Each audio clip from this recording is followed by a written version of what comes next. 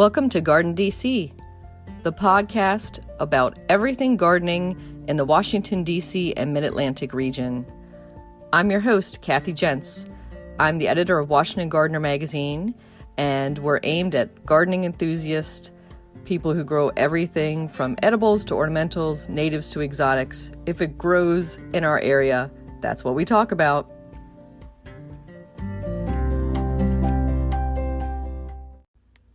Welcome to episode 128 of GardenDC, the podcast about Mid-Atlantic gardening. We talk with Shannon Currey of Izel Plants all about ornamental grasses and sedges. The plant profile is on American Persimmon Trees, and we share what's going on in the garden as well as some upcoming local gardening events in the What's New segment. We close out with Doug Oster, who shares the last word on his Daffodil Obsession. This episode, we're joined by Shannon Currey. She is Education and Outreach with Izel Native Plants. Welcome, Shannon. Thanks for having me, Kathy. I'm glad to be here. Glad to have you here. So we're going to be talking all about ornamental grasses, specifically native ornamental grasses and sedges. But before we jump down that topic, I thought we would start and talk a little bit about you and your career. And a lot of people in the industry are familiar with you, but maybe the home gardener has not heard about Shannon Currey, which is incredible, right? That they haven't heard of you. So let's dial it all the way back to baby Shannon. And were you born with a green thumb and chlorophyll in your veins? Not at all. I've come to horticulture and plants taking a very circuitous route, shall we say. I grew up in Alabama and was around plants and some and used to complain bitterly about being made to work in the garden. So fast forward, I came to horticulture after starting a career as a social scientist, actually. I moved to North Carolina to pursue graduate studies in social psychology, worked in the research field for a while, and then kind of started discovering plants and a love of horticulture. And that was partly just a kind of a long evolution. My mom, back in Alabama, had become a master gardener and gotten really interested. So that was something we talked about. I, meanwhile, had started gardening as I, had space to garden and after being a student and having a space and realized this was something I was really passionate about. So I left my research job and went back to school in horticulture. And that was kind of the start of that whole process of getting involved in horticulture and being in the field. Mm-hmm. And have you used your degree at all, maybe in sales or with dealing with people? I have. So I wound up doing a couple of different things. I trained in horticulture and landscape design at NC State University and a great program there, and did some work part-time working with a landscape designer. I worked in a retail nursery, Niche Gardens, as a matter of fact, which was one of the kind of a pioneering native plant nursery in North Carolina. But as part of that, I wound up using a lot of the research skills I had learned and the speaking and communicating and writing. I mean, when you're a social scientist and you're doing research, you have to write up proposals and you have to do things and you have to know how to research various topics. So that has all fed into feeding my love of plants. And I wound up at Hoffman Nursery, which is a wholesale nursery in North Carolina that specializes in grasses and grass-like plants. And I spent 15 years there doing a range of different jobs. I worked in sales. I did some of the marketing, helped with creating content and catalog. I helped manage the trial program for a while, did inventory, did shipping, helped out, I should say. So all of that fed into what my primary work was at Hoffman Nursery for most of the time there was as their marketing director. And that's writing, talking, and learning about plants and sharing that with other people. And my career before that really dovetailed nicely. It's just being able to communicate the information that's critical for people to make great choices about plants and how to use them. All that fed into it. And you used a phrase that I find highly amusing. That's from Hoffman Nursery. I think marketing is the "and grass-like plants." So that's a lot of plants that are Yes. grass-like. So that includes sedges, but what else would that include? Well, that's a great question, and it's a really wiggly concept, actually. Mhm. For Hoffman, it was, or it still is, grass-like plants would include, as you mentioned, the grasses in Poaceae, sedges, most of which are in Cyperaceae families, and then rushes. So juncus, the Juncaceae, also sweet flag, a chorus, what people call sweet flag. Um, Mhm.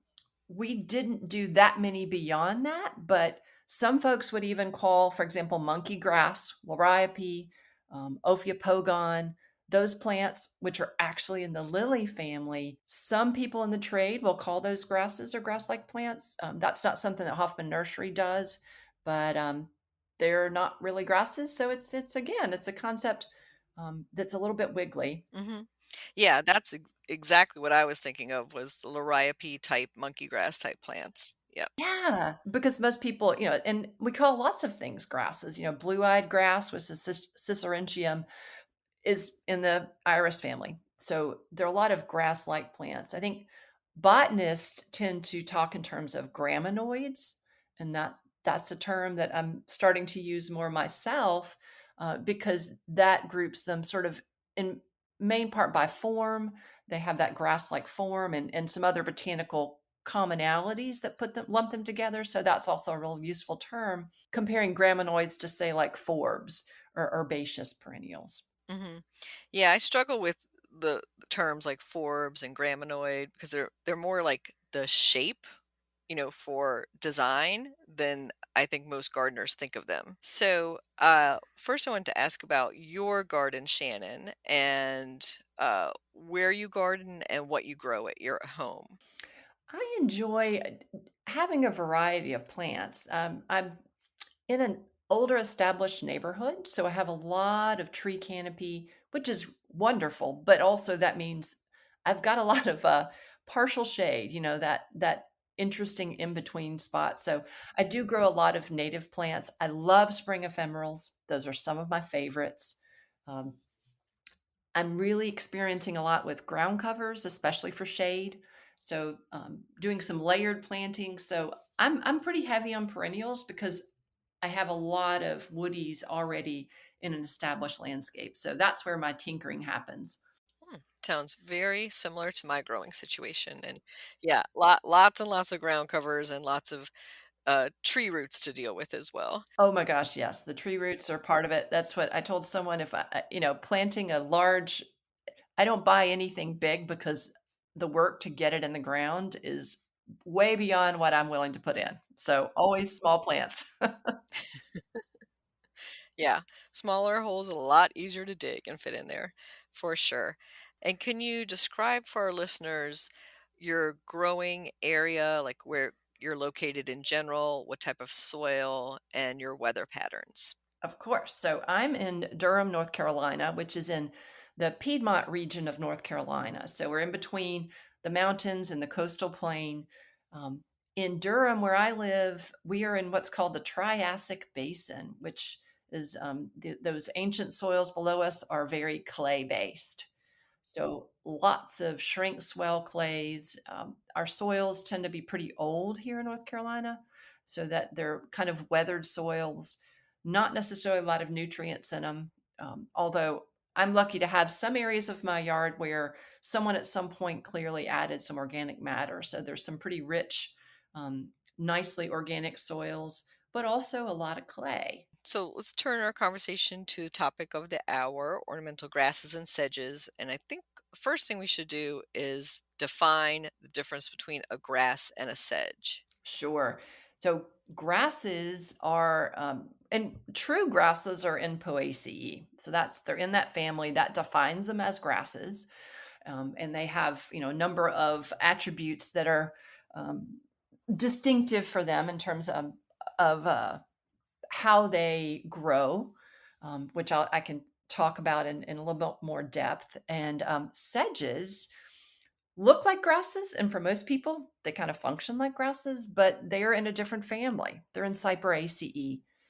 And most of what gets called a sedge as common name in that are commercially available that most of us have access to are in the genus Carex or Carex, depending on what you call it, Carex.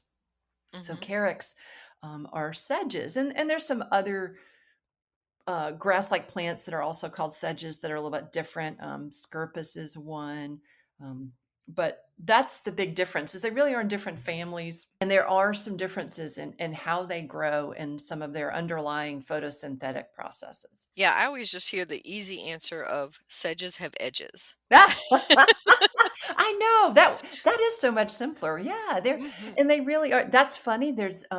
As I've gotten to know them as a group better, that's I always thought that was the rhyme, right? Sedges have edges, rushes around, grasses have nodes from the tip to the ground, or whatever those last lines are. And the edges of sedges are sometimes the hardest thing to distinguish. There's some interesting ways sedges are different, in that they do have they are triangular often in cross section. That's where the edge comes from. But they also have the leaf sheaths are a little different. They're fused where grasses have a divided leaf sheath. One of the coolest differences, I think, is the way that they grow. And so most of the grasses we're familiar with are warm season growers. Sedges, conversely, are all cool season growers, and it has to do just with their photosynthetic process. Grasses, Hmm. warm season plants and warm season grasses function best and grow the most when air and soil temperatures are higher, whereas cool season plants like sedges do best at cooler temperatures. So, there's implications for how, when you might plant them, divide them, and how you might treat them. Hmm. So let's get into that for a little bit on those differences. And I would say that one huge difference that I know for a lot of listeners would be interested in is sedges in general are not deer candy, and a lot of grasses can be. Interesting. I might honestly flip that, Kathy. I would say a lot of the mature grasses don't get browsed by deer very much.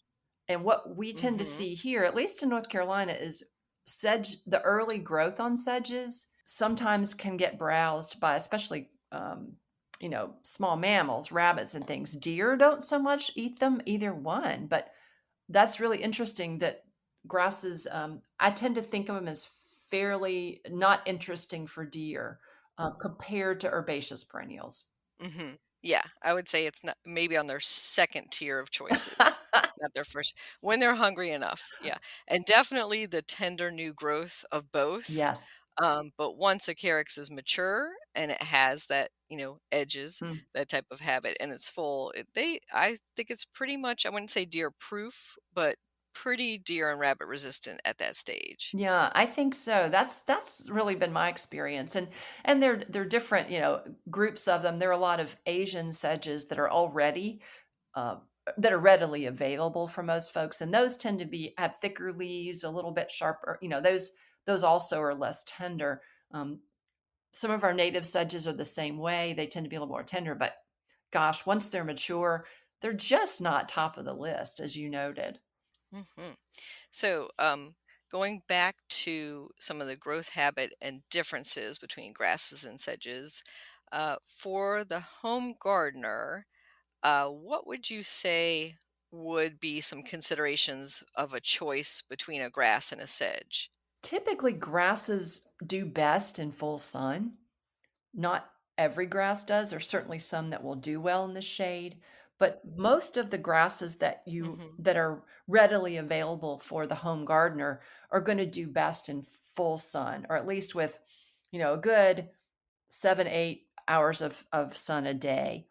Sedges, on the other hand, often are more shade tolerant or even prefer shade. There are, of course, exceptions on both sides, but sedges are really good choices for partial shade and heavier shade conditions. That's one of the primary ways I like to think about it. If it's a grass, or excuse me, if it's a sun situation, you're probably looking at a grass and a few sedge choices. If it's in the shade, you're really going to want to go to sedges for those choices. Hmm. Yeah, agreed. I think sedges are such a great choice for understory situations Mhm. and ground cover and like holding in a slope where there's some part shade or under deciduous trees. Yeah, that's a great application, and I really like their ability to you can, for example, on a slope, or if you're doing a planting, this is where I've seen this done a lot, is you might put in some woody plants, or, some smaller trees, the small sizes we were talking about earlier. You can put in small woodies and underplant with sedges. And if it's not, as long as it's not just full on sun and dry, they'll typically tolerate some of that sun, and especially in the mid-Atlantic, you can really get away with this. You can have them in some sun, but over time, as those woody plants mature and increase the shade cover, the sedges adapt very well to that change over time. So that evolution, they're really understory plants in most cases, and so they're well adapted to that situation. Hmm. And so for expansion or propagation, I'm thinking, you usually buy a gallon pot of a grass and then it slowly Mhm. starts to expand after you plant it, right? Right. Increase in size, and then you might divide it after a Mhm. few years and put that clump somewhere else. Um, but they also can reseed depending on what it is. Versus, I think a lot of Yes. calyxes, in my experience with them, have been more like they make a baby to the side, almost, and then you move that little baby out from underneath and put that somewhere else, and much slower to grow and expand. Yes, that's true. And one of that's one aspect of that cool season versus warm season. So warm season plants are, and grasses in particular, really good growers. They're they'll grow a lot. And you're right, the sedges are a little slower. There are a few that will reseed fairly prolifically, but those tend to be some of the more like there are a number of wetland sedges that are pretty heavy reseeders. There are a few, but in general, they're not as spready as some grasses can be. A lot of the grasses are wind pollinated, so that's where you see that movement happening. As the seeds spread, whereas sedges often, some of the sedges are, they're pollinated by insects, so you don't get quite the spread sometimes, and not the heavy seed set that some of the grasses produce. Hmm.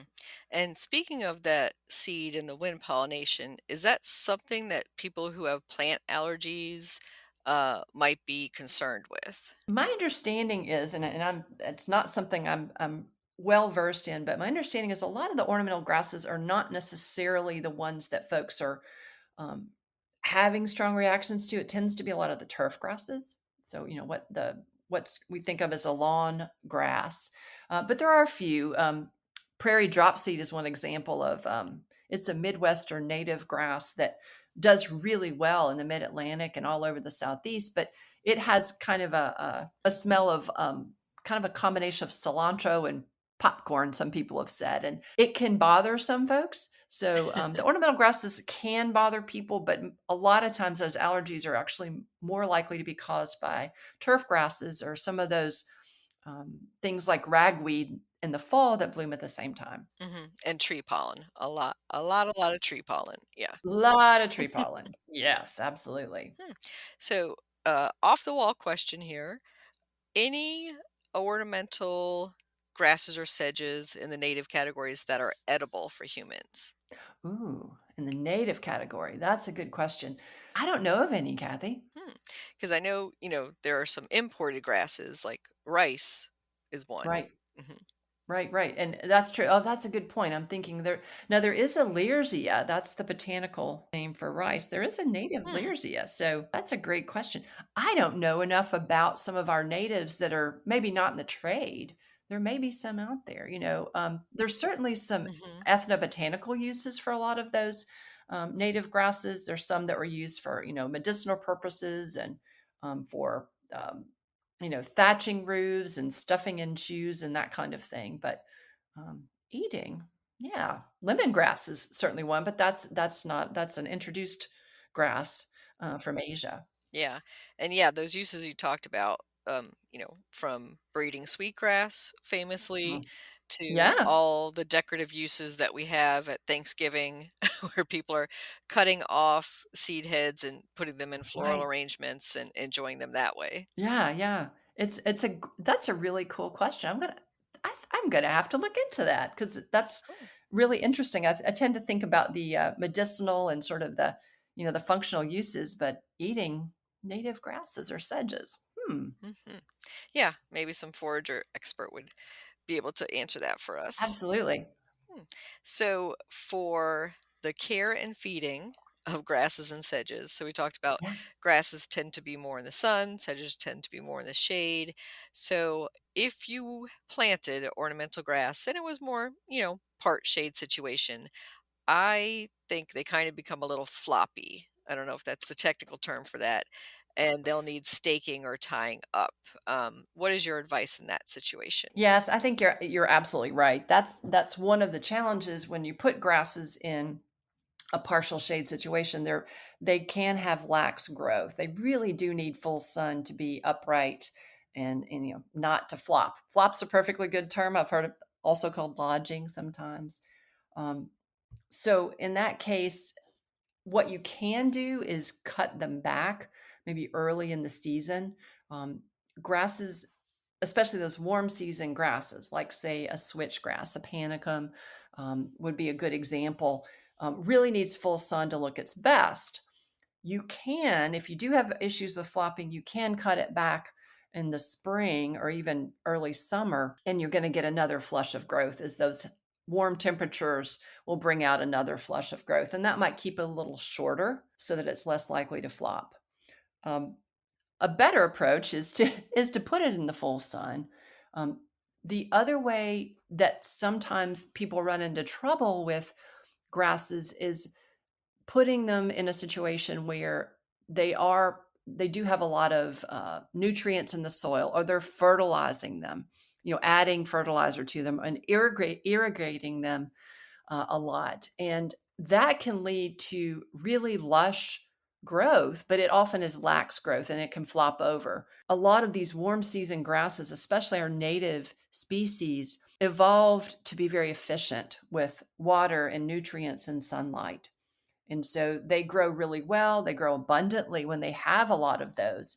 But they really are adapted to very lean soils or to conditions that are much more difficult. And so if you baby them, you actually can cause them to grow really lushly and then they can flop over. So a better approach is actually to put them in a tough spot, put them in lean conditions. They really are kind of, I call them low resource plants because they often do better if you don't baby them.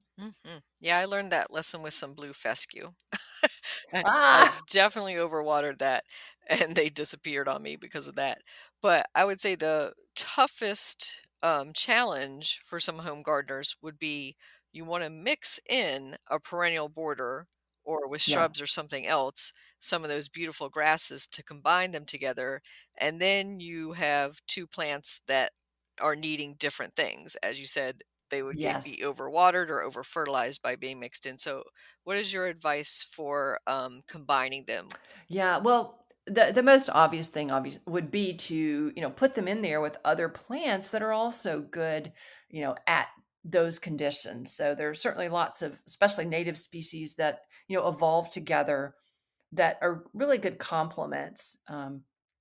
Some of our most popular perennials, like, the echinacea, baptisia, lots of plants that do well with the same kinds of conditions as some of the grasses do. But I get it. I've got a bed where I am tucking in some grasses, and it's certainly less than ideal. It's fairly rich clayey soils. It doesn't drain very well, and stays fairly moist. That's where maybe choosing one, as I said, like a switchgrass. I put a switchgrass in there, and I do give it a chop back late in the spring or early in the summer to keep it where it's not going to grow too tall. You can, or as you mentioned, Kathy, you might be staking it, or even late in the season, you can, tie it up. I've seen people do that, and it's a very particular look to have it tied up, but that might be one way to have your grass and your other plants if you really want those conditions that are going to make it kind of have that lush growth. Mhm. Yeah, I'm glad you, put that so diplomatically about the tying up, Shannon, because I was going to talk a little bit about some of our pet peeves about grass care for ornamental grasses in the garden. And, I don't want to say it's crimes against horticulture, but there's been some interesting ways I've seen people, and I think it's out of desperation. You're just like, this grass is just flopping too much into the pathway or into the Yeah. driveway, and I just don't have anything else, so I go inside and get a length of hose, garden hose or something. Like, Yeah, yeah. what can Oh, I yeah. do? So Yeah. what would be your ideal staking materials to use? Ah, that's a good question. I mean, if you know from the get-go, that that's gonna be an issue, something like, um, a loop that you can, you might do I've used one for that I've used for peonies, or something tall like that, that you can have it grow up through the loop or through some sort of grid, can work well because the aesthetic attributes of the grasses are being able to see that foliage and have that natural spread be there. So something that will keep it from flopping over is a good idea like that. So thinking about a loop or a grid, fairly tall. So you're going to want to have something, especially if, depending on the height of your grass, you want to get it, I'm going to say maybe halfway up the ultimate height. Um, the other way or other thing I thought about was, obviously sticking it in between some other supporting plants or perennials. Or I honestly have one of my grasses growing up through a little obelisk, where it can have a little bit of support. So maybe thinking about growing it through a structure would be a good way to approach it. And it kind of looks cool. You've got that there, and you can also have vines, up that structure as well, and it makes for some really nice textural contrast. Mhm. Yeah, I'm picturing something like a very large tomato cage, like something much more round, like the peony hoops that you talked about, but obviously it Yeah, has to be a little taller than that. And you might have right. to MacGyver and make something out of wire yourself for that. But yeah, and then it eventually disappears. But as you said, one of the main reasons why we love grasses in the garden so much like those is not just the look and that kind of fountain shape a lot, but also, for me, it's the sound and Mhm. also that you can run your fingers through as you pass by, because there's a lot of grasses that just have a great texture and you want to touch them, but, if they're chained up, like literally chained Right. up, that's really hard to do. Oh, yeah, that's you've really hit on to me, one is I think there's a unique kind of set of aesthetic qualities that grasses bring to the party, and that movement and sound are really key to me. I mean, you think about there are very few other plants where you can hear the wind rustling through them like with grasses, and especially once they've gone dormant and dried out. So it's sort of I think of them as kind of visually manifesting the wind and also doing it by sound. There's just to me nothing more relaxing than going out into a field and hearing the wind rustling through grasses. It's just very peaceful, kind of primal, and that's one of their best attributes, or one set. Mhm. Yeah, I love the way you say it's a primal memory and something that, all of us can relate to, being out there and closing your eyes and just hearing the wind move through the grasses and, running your hands through that or just walking through. Um, and then you mentioned that's the sound is the best after the seed heads or the plumes have dried, once it's gotten to that stage. So that brings up another pet peeve of grass care, ornamental grass care, is right when it gets to that stage, I will see landscaping crews chopping them down to the ground. And why? Why, Shannon? Why? Yes, I knew you were I thought the same thing. I know, it's really painful, and it's funny, I've talked to professionals about this, and sometimes they're like, "That's exactly when we have the time to do it," which, I get it, but gosh, you're losing, again, one of the unique features of grasses, I think, or if not unique, at least rare, is that they really are pretty showy during the winter time. Once they're dormant, they don't melt to the ground. You've got structure in the garden and interesting seed heads.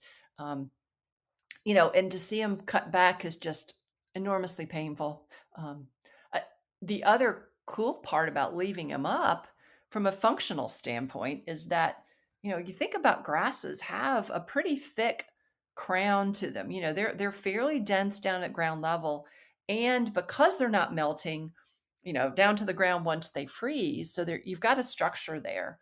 When the rain falls, those grasses will slow down the raindrops, they'll slow down stormwater runoff.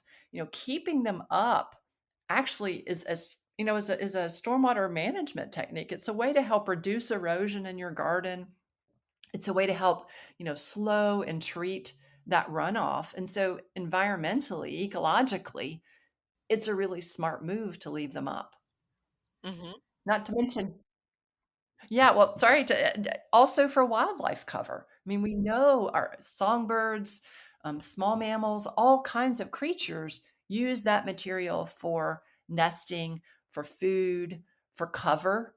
So you're just they're ecological powerhouses relative to a lot of other plants in the wintertime. And so you just lose that if you cut them back. Mhm. Yeah, and another reason not to cut back early, in my opinion, is you are damaging the plant potentially and going too low, or if you have a really harsh Uh, winter, right? Um, if you cut it back, there's a reason it's supposed to stand up over the winter, and because it's kind of mhm. protecting the lower part of the plant. Think of it as the insulation above. So Yeah. if you wait till the end of winter, early spring, um, nature's probably done some of the cutting back for you too. If we've had a couple storms or a couple big ice storms or snowstorms, then you're just chopping it back. And I usually just let it lay right there. What do you do with your cut Mhm. grass? I do. I let it lie there depending. There are a couple of spots where I just have so much biomass in a bed that I sort of pull it out, chop it up, and move it around. Um, but I do like to leave it there when I can, which is leads to that point of also, there are native bees, there are creatures that use those hollow stems to nest in. And so if you're cutting everything way back, you're either if you do it too early, that opportunity isn't there, or if or you're damaging potentially getting those creatures as well. Um, you mentioned if you cut back or before the winter, that is letting a lot of moisture get into the crown of a grass, and that Mm, crown is really kind of critical to understand. You never want to bury that either below, when you're planting, you don't want to bury it too deep. You don't want to throw a lot of mulch on top of it. You want it to be protected from cold. But that's where, as you said, Kathy, leaving up those stems is the best way, sort of to have that grass be protected. If you skin it down and you cut into the nodes, the growing nodes, you're lowering the survivability of your plant. mhm. And I think people do struggle on the other end of things in that late winter, early spring, that they start to see some green growth emerge and they don't want to cut too low into that, Mhm. but then they're like, how high do I cut Right. it? So do you have a rule of thumb for that? Yeah, I do. And it's you can I do. I tend to say maybe 6 to 8 inches of leave about 6 to 8 inches. But the real key to go a little more in depth is you really want to avoid if you've got new growth emerging, try to cut above that. Because with grasses, if you cut the tips, you'll be stuck with those brown tips for the season. But taking it where you're just not cutting down into the growth points of the crown. So if you really, really don't like those stems sticking up, you can go low. But I would say in general, if you leave 6 to 8 inches, you're in good shape. Great. Thank you for that, Shannon. And so I think the Hmm. last maintenance part of ornamental grasses and sedges that a lot of home gardeners have to deal with is some errant weeds or vines coming up in the middle of them or sprouting like Hmm. birds, do nest in some grasses and then they will poop out some, Lonicera, some of the I'm not talking about the Uh, native one. I'm talking about the the exactly. So the Asian honeysuckle will all of a sudden be planted a tree right in the middle of a grass. yeah. Ooh, that is a tough one because if you've got a mature grass, it's really difficult to get down in there. Um, that's where, when you do cut back is a really opportune time to try to get through into that, um, and try to extract it.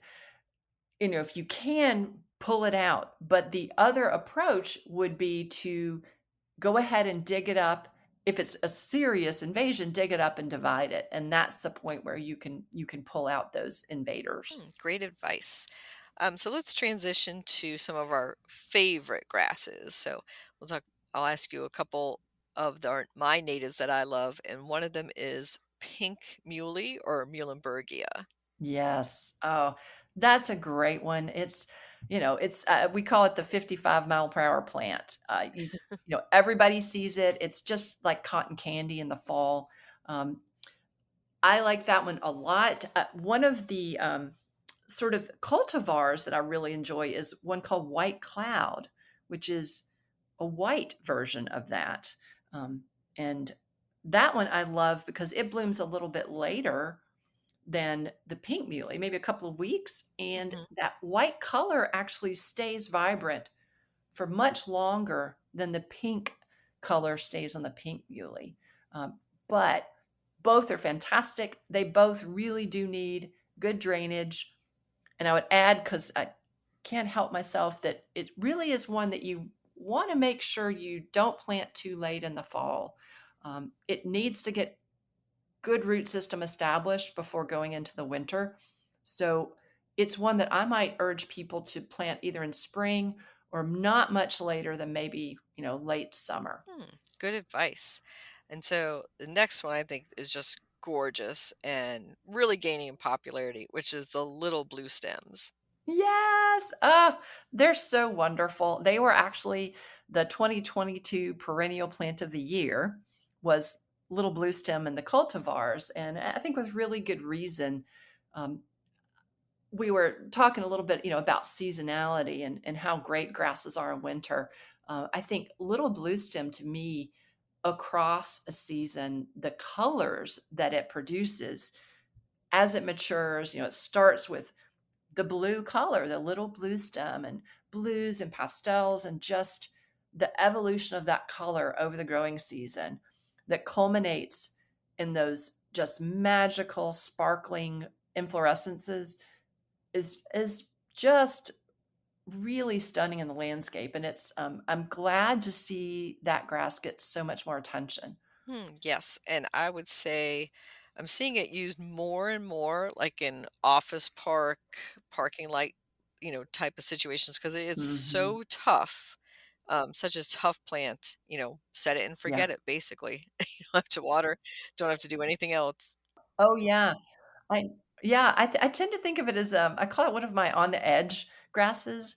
It's great, like, for the, rocky edges of medians and parking lots and those really dry spots that often drain quickly. So I've even seen it used beautifully on the edges of a rain garden, that's filled with really quick draining soils, and you put those little blue stems on the edges, and the water rushes through, it soaks in quickly, and they're just a great plant for edges and for urban settings. And I think that's why we're seeing it used more and more, because it's such an adaptable plant to that kind of difficult urban site. Hmm. I think also because aesthetically it has, hints of pinks and purples on the Mm. blades in with the blue, so it's really nice combining it with other plants as well. Oh yeah, that's true. It plays well with others. Mhm. And then another one I was going to mention, and I'm not sure if this is, it's not native necessarily to the mid Atlantic, but it's certainly Uh-huh. used a lot here, which is Mexican feathergrass Nacilla. Oh, yeah. I do love that one. Yeah, it's a Southwestern native, as you mentioned, not native to the Mid-Atlantic, but it is, I believe, certainly in the trade, it's the finest textured grass out there. It's just very fine blades. It is actually the exception, in that it is a cool season grass that loves full sun. And so it's one that in the spring, you know, part of what we love about it is it's got that bright green early in the season and then it blooms in the spring with these really cool seed heads at the tips of the blade. And it's just so swishy and kind of I think of it as kind of a romantic grass, if we can think of it that way, because it's just so texturally beautiful. And the movement of it is really stunning in the garden. I mean, even the name Mexican feathergrass, Yeah. how can you not love that? I know, and I'll tell you, it's a trooper for containers too. That's where I think it really shines is in raised beds or containers. It's just so wonderful as that sort of, spiller over the side and texturally with broader leafed plants. It's such a great addition. Yeah, great accent with that. And then a sedge that I love, Pennsylvanica. Yeah. Oh, that's a cool one, and that's by far, right now, at least in the horticultural trade, that is the most popular native sedge. It's one that's, you find it typically in mostly shady conditions, but it sometimes in full sun. I think what everyone loves about it is fine textured blade, and it spreads and creates this carpet. You know, there are very few other grasses or sedges that do it quite so well, and it is just you can look through. I've hiking in the mountains of North Carolina, for example. There are woodland areas where beautiful tree canopy overhead, and just as far as you can see, there's this green carpet of Pennsylvania sedge spreading out the forest floor. And it often, you can see trillium growing up in it. It's one that allows other beautiful perennials to grow up through it, and is just, again, really beautiful, beautiful sedge. Agreed, so gorgeous. And how about you, Shannon? Any favorites we haven't named so far? You hit most of my faves for sure. I do love the switch grasses. To me, part of what I love the seed heads on them. And what's great is that there are now in the trade, there are really wide range of cultivars available. So you can get really short ones, tall ones, red ones, green ones, blue ones. There's a lot of variety to them, but they're just so easy. They'll handle my wet clayey soil. They'll do well in dry sandy soil. They're just super adaptable, and that's part of why I really like them. Um, Sedge wise, Carix Pennsylvanica, you got the other one I'll mention, which I think is hardy up into pretty good chunk of the Mid Atlantic, is Carix cherokeensis, the Cherokee hmm sedge, and it's one that I've been super impressed with because it is, for a sedge especially, is really tough. It grows to maybe 2 to 3 feet tall. Um, can be shorter, can be taller, but that's kind of a typical height, and has really beautiful pendulous seed heads. But it's a toughie. It's great for filling areas. It's not one I might put in maybe a more managed or manicured bed, but I found it's the sedge I tend to mentally reach for when I want something to fill a space or to, as a ground cover in a tough situation. That's one that I've just been really impressed with. hmm And so mostly we've been talking about native ornamental grasses and Hmm. sedges, and maybe we should have a little nod to some of the non-natives. We had mentioned some of the Asian sedges, and there's of course Yeah. hybrids of in betweens. And then there Hmm. are those categorized as invasive grasses. So I'm specifically thinking of miscanthus. So, if you were to inherit a home or buy a new place and it had a big stand of miscanthus, how would I replace that?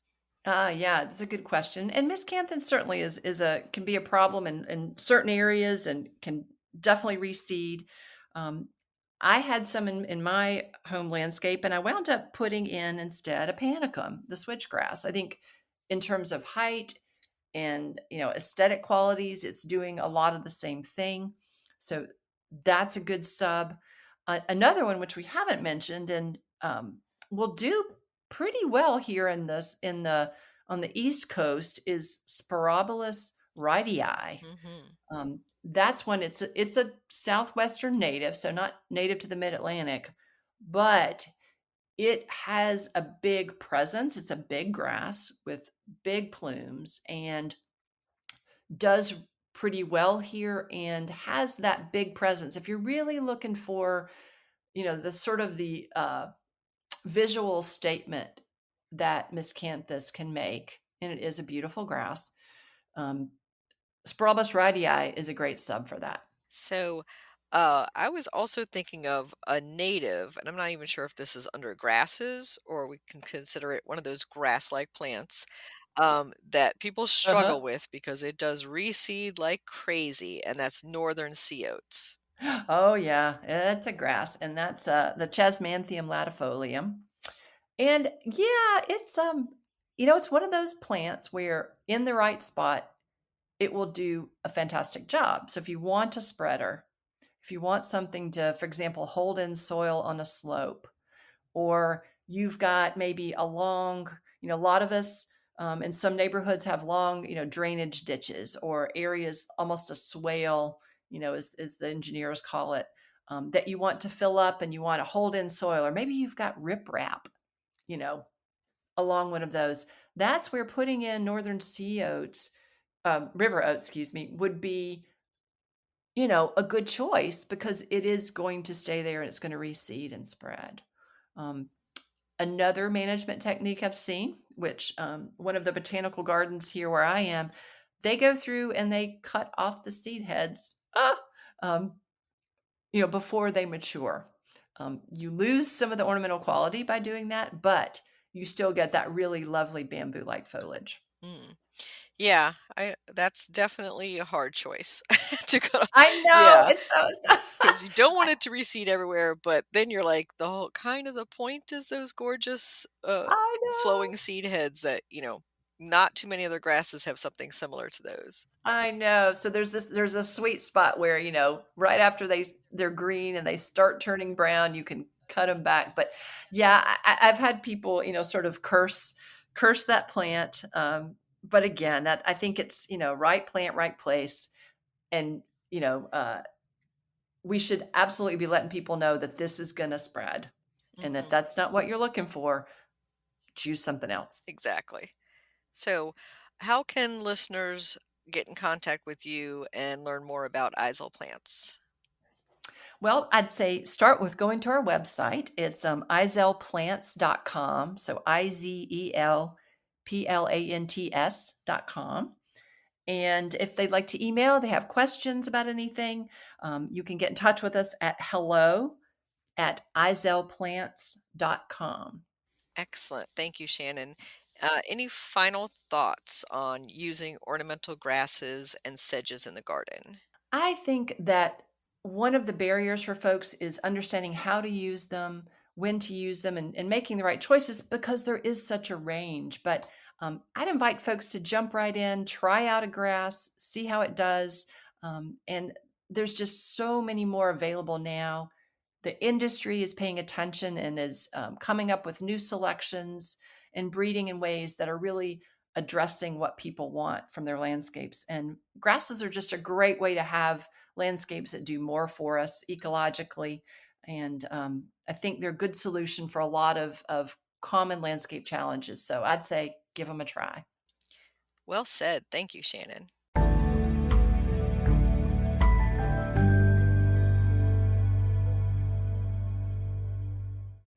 Native Persimmon Tree Plant Profile. American Persimmon Tree, Diospyros virginiana, is a small fruit tree that is native to most of the eastern and midwestern United States. It is also known as the common persimmon, eastern persimmon, possum apple, possum wood, winter plum, Jove's fruit, or native persimmon. It grows best in moist, sandy soils, but is fairly adaptable. It can tolerate light shade. You will need a nearby male tree to have a fruiting female one, though there are native cultivars available now that are bred to be self-fertile, including Yates, Proc, and Mead. This highly ornamental tree has oval leaves that are a glossy dark green. They turn yellow in the fall before dropping. The bark is a dark gray and has an interesting texture that resembles alligator hide. The persimmon tree's fruit becomes orange to reddish purple when it is ripe. Do not consume it until it has matured fully, and you'll know when it's ripe as the fruit falls to the ground. Those who try to eat the fruits before they are ready learn their lesson, as the bitter and astringent tannins will pucker up their mouths in a very unpleasant way. The fruit is difficult to store and transport, so you will not commonly find it for sale. But if you're lucky to get some, it's used to make syrups, jellies, and puddings. Persimmons are also consumed by birds, deer, raccoon, opossum, and fox.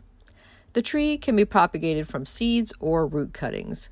Due to its deep taproot, it is difficult to move or transplant it once it is established. American Persimmon Tree, you can grow that.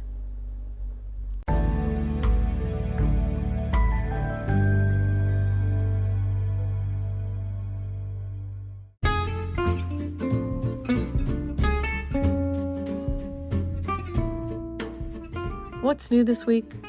Well, in my home garden, I am planting bulbs as fast and furious as I can. Over the community garden plot, I was able to harvest a pretty good quantity of the bower lettuce. The peas are still looking a couple weeks away, as is the kale, spinach, and some other cool season crops that we are growing. But we still have peppers and okra going amazingly. I think that will probably end this week. In the local gardening world, at Brookside Gardens, Silver Spring Garden Club is meeting on Monday, November 14th at 7:30 p.m. in person, and that meeting is free and open to all. It is a talk on growing tropical edible plants, and the speaker is former guest of this podcast, Niraj Ray, and it will be a fascinating discussion, I am sure. Also happening, Ladies in the Landscape is hosting a free and fun workshop on November 20th at 4 p.m. online, and you can find out more about that by emailing ladiesinthelandscape@gmail.com. That will be a session on how to overcome holiday stress with meditation exercises, yoga poses, and other tools to better manage this time of year. And the Landscape Technology program at Montgomery College Germantown campus has announced its slate of spring 2023 courses, and so you'll want to sign up for those right away.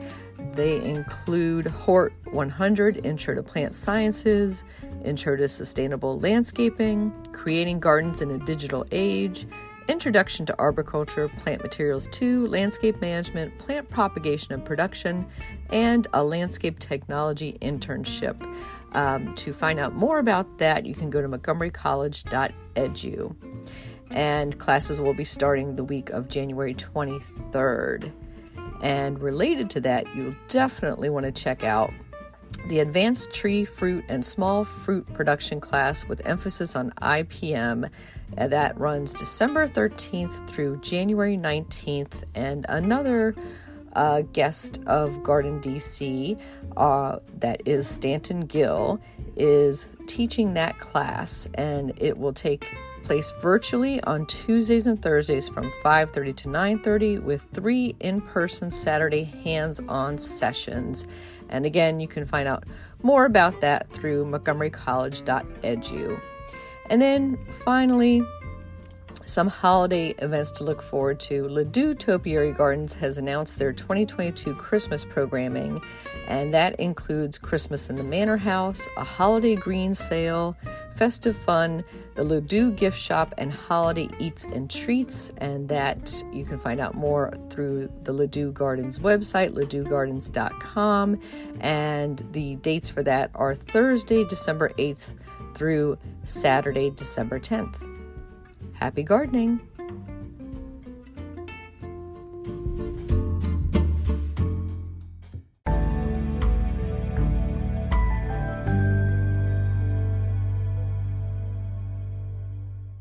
In the new book, The Urban Garden by Kathy Jensen Terry Spade, you'll find dozens of inspiring and creative ways to grow flowers, shrubs, vegetables, herbs, and other plants in small spaces and with a limited budget. Whether you want to grow on a balcony, rooftop, front stoop, or a tiny urban patio, turn your growing dreams into reality and build a gorgeous and unique garden that showcases your personal style while still being functional and productive. With the ingenious ideas and resourceful tactics found here, you'll be maximizing yields and beauty from every square inch of your space while also making a lush outdoor living area you'll crave spending time in. Whether you're growing edible plants or beautiful flowers, the 101 amazing growing ideas found in the urban garden will turn your tiny urban yard into a treasure trove of green you'll be proud to share with family and friends. Buy your copy today at your local retail bookseller or order it online now at Amazon.com or bookshop.org.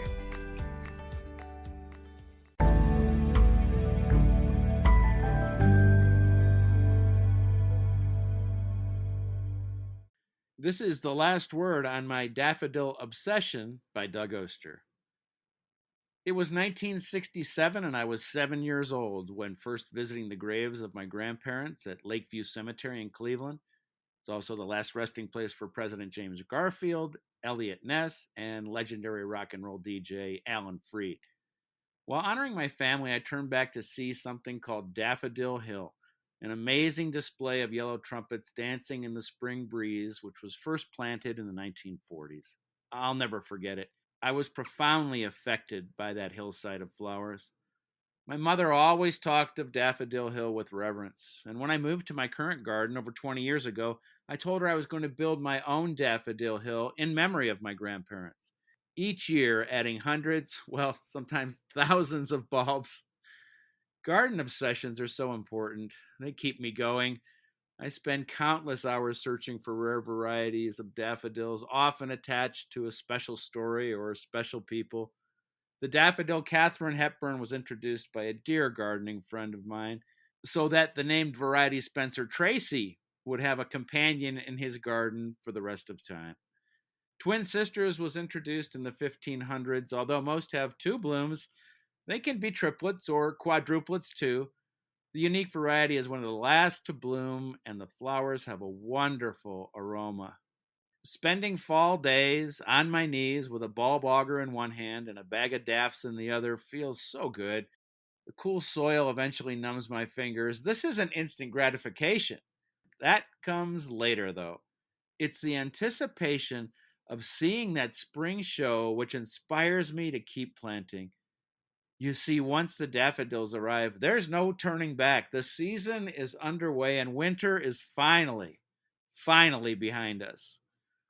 When they bloom, I think of my mother, and although she wasn't a big gardener, her love of Daffodil Hill still inspires me over a half century later.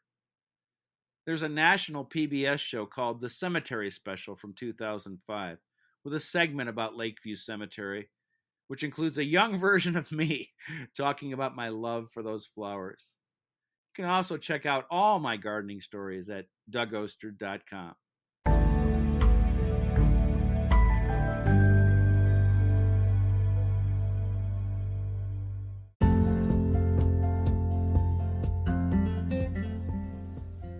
Thank you for listening to GardenDC. You can become a listener supporter for as little as 99 cents a month by going to anchor.fm/GardenDC/support. Another way to support this podcast is to subscribe to our monthly digital publication, Washington Gardener Magazine. To do so, go to WashingtonGardener.com. Thank you.